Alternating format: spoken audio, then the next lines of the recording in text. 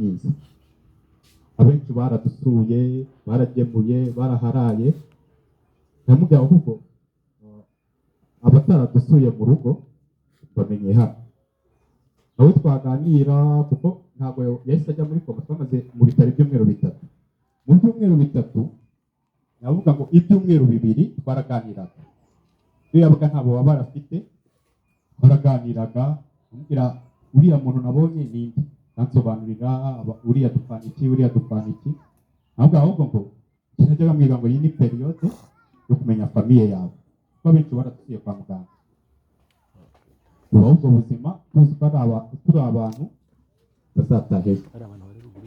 Ariko iyo twabaga turi aho kuko nakundaga kuharara cyane. Hari abantu bajyaga baza akavuga ngo taha ndamukurariraho, ahubwo agahita ambwira ngo oya nta wundi muntu ushaka. Yajyaga yemera abantu nka babiri,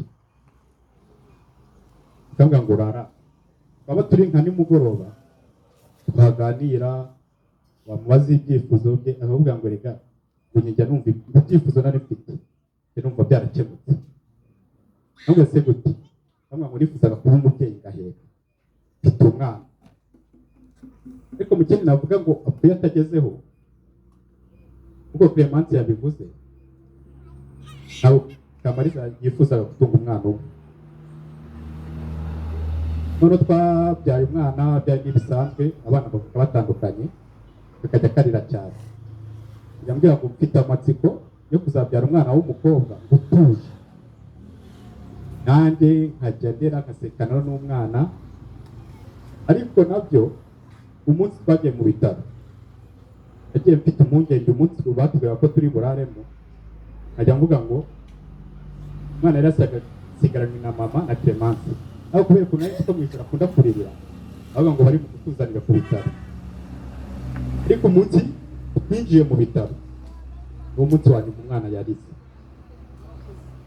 kwifata akarira mu ijoro abyongeye.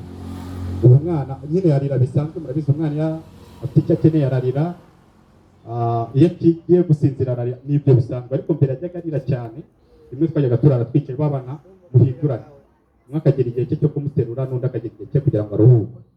Ariko ikintu cyantangaje twinjira mu bitaro uwo munsi wa nyuma yarize.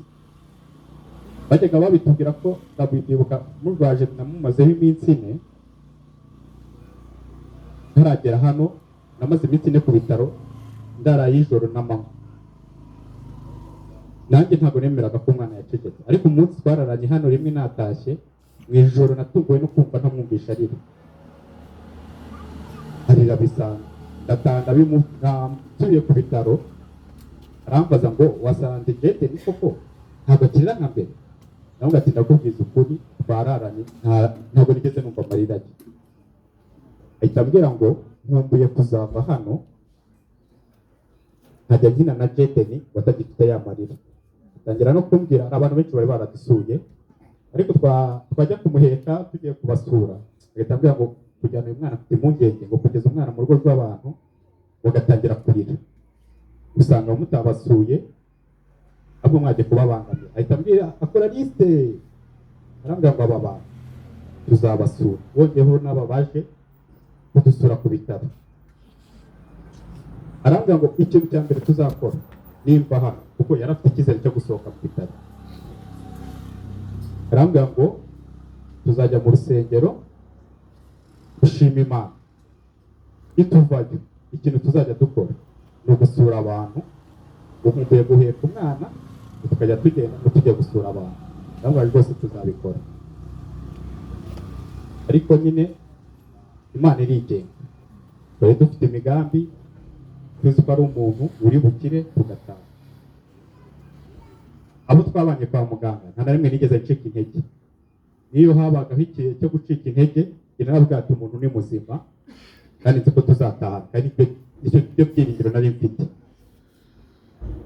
Ubona abantu barakomeye baba badusuye tukaganira bisanzwe, ariko nta muntu ufite agahinda. Kugera igihe yagereye muri koma, twari dufite icyizere ko azakira tugataha.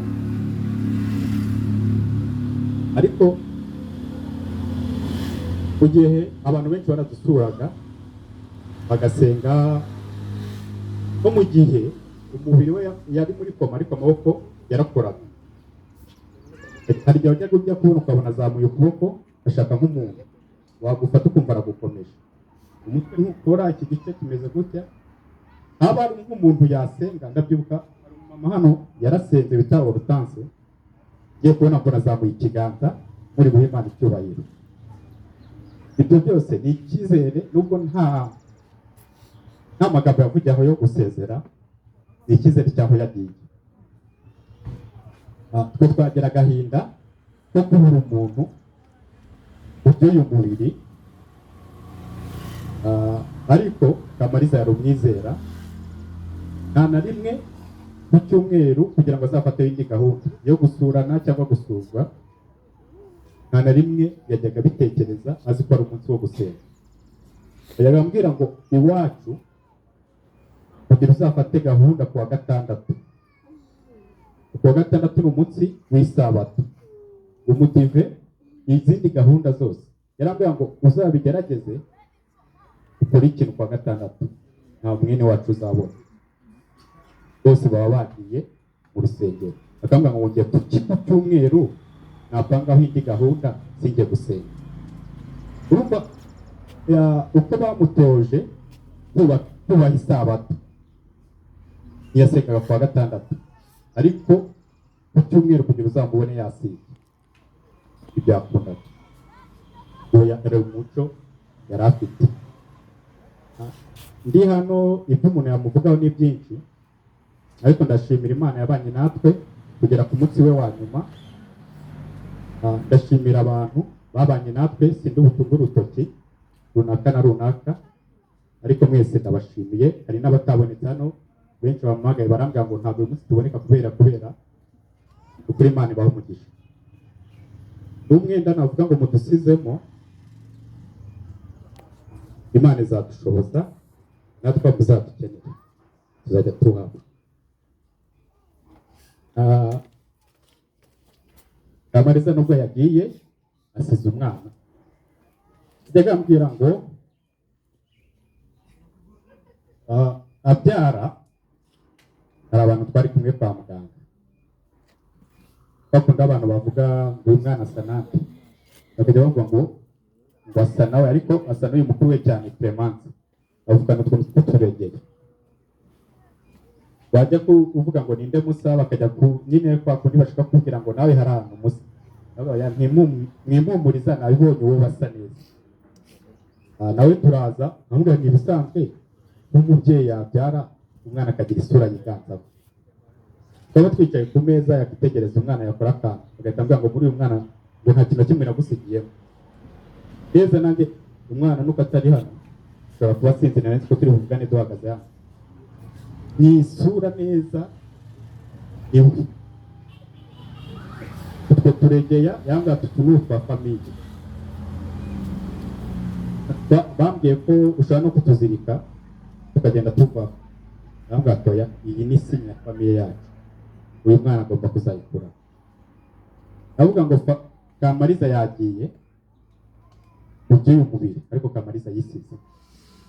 Mwana warahari, isura ye irahari, inshuti n'abavandimwe famiye ikaribu. Uzadusura, gusa dufite gahunda yo gusura, bose nzaza igihe dusigaranye. Ntabwo tuzi igihe yavukiye, tuzi n'igihe aviriye mu mubiri, ariko twebwe turi hano ntabwo tuzi igihe dusigaje.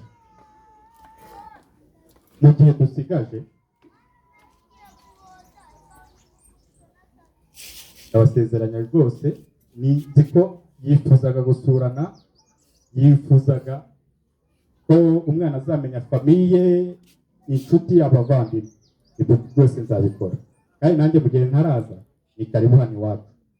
Igihe icyo ari cyo cyose urugi rurafunguye, muhawe karibu, nta guheza. Nta byinshi navuga, abashimira Imana ibahe umugisha. Murakoze.